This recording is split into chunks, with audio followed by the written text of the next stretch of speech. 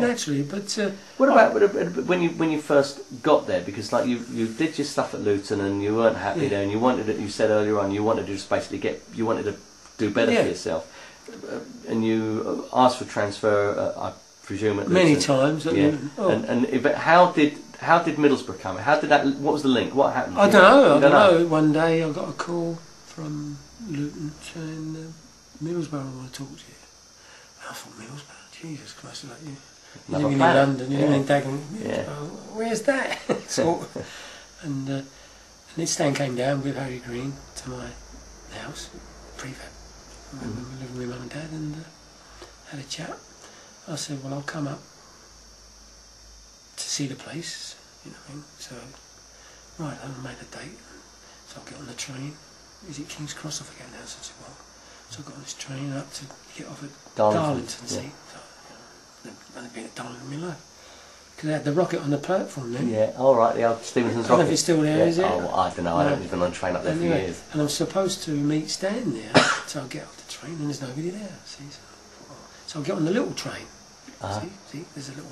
Yeah, that takes you into Middlesbrough. Yeah, see, and you go like, oh, what a sight, because it runs along all the industrial areas. And I thought, what? I'm looking out the window, I'm snogging it. I thought, Christ almighty, it looked real rough, you know. He was going, but no countryside in it. It was all anyway. So I get to Middlesbrough, get a taxi to the ground. I think I didn't know what bus to get, so I go up to the ground and walk in. Mr. Green's there. He went, what are you doing? He said, Stan's at the station. I said, oh, waiting, because then Stan round. He said, he's not here. He said, no, he's here. So he came down. And I looked round the ground and that, and I decided. Oh, and I had the chairman. I forget he's dead now. Obviously. Was it Aymer? Oh, no, it was before Thomas. Big man, Thomas. Yeah, Thomas, big man, elderly man. Then. Yeah. So, and they said, you know, this was the offer, and I said, no, I'm happy with that. I was happy with the wages, about £30 a week, something like that, which I thought was good. And because I was on 20 or 21, so.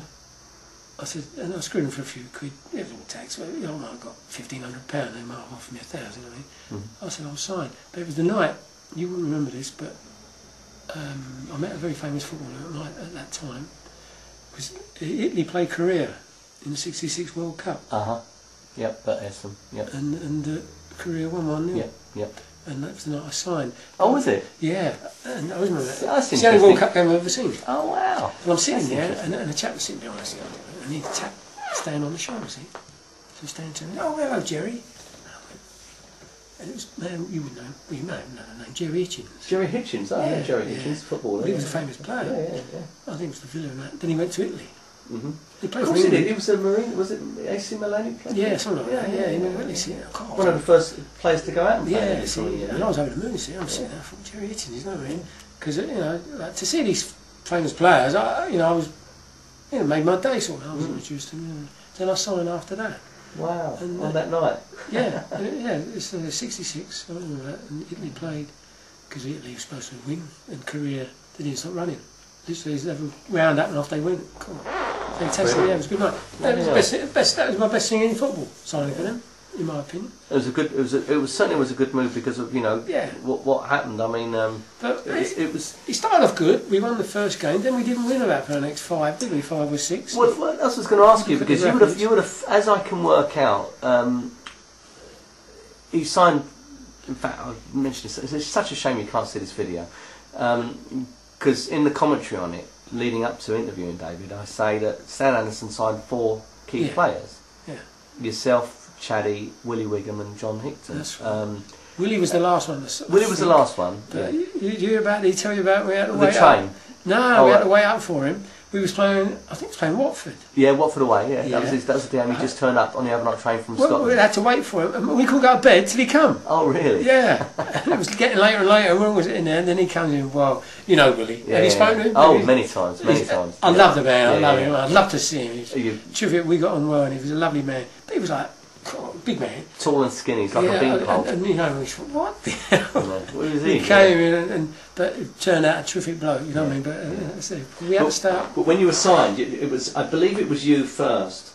You were the first signing, and then it was I believe it was Chaddy next, and then John, and then Willie. So the point I'm making is when you were signed, it was a club that had just got relegated, and really a club in disarray. I mean, the playing staff there at that time was pretty poor. They were mostly much older players, journeymen come to the end of their career. He shipped them out. Yeah, but you didn't know that at the time. No, you just signed. So I looked at the surroundings though. What sold you the club? Well, it sold me the club. Lovely people, but the ground sold me in because it was a lovely ground. Yeah. That was old. Yeah. Lovely pitch.